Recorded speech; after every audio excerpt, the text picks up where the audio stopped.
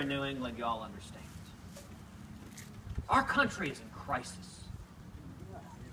What's happening right now, this is not a typical election.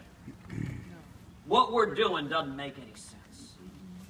In 6 years, we've seen the national debt go from $10 trillion to $18 trillion. We're bankrupting our kids and grandkids.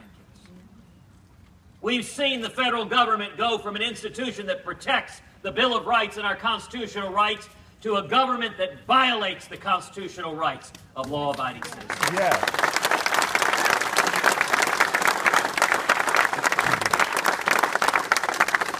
And under the Obama-Clinton foreign policy, we've seen America recede from the world. And the world right now is literally on fire. But let me tell you, if you remember nothing that I say tonight, well, then you probably hit the bar a little too hard. But if you remember just one thing that I say here today, let it be this: that I'm powerfully, profoundly, deeply optimistic. As bad as things are, people are waking up. They are waking up in Massachusetts. They are waking up in New Hampshire. They are waking up all across this great nation. Let me tell you, we are, who would have predicted 500 people in Andover, Massachusetts?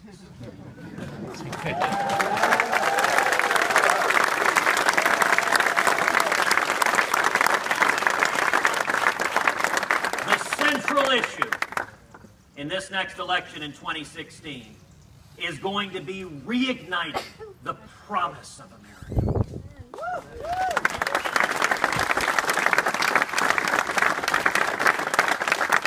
Getting back to that fundamental ideal that our kids would have a better life than we did and their kids would have a better life than they did. How do we do that? 3 simple things. Number 1, we bring back jobs and growth and opportunity.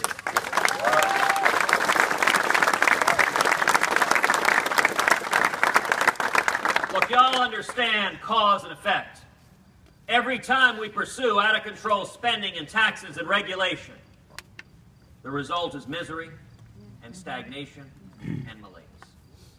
And every time we pursue tax reform and regulatory reform, the result has been incredible economic growth.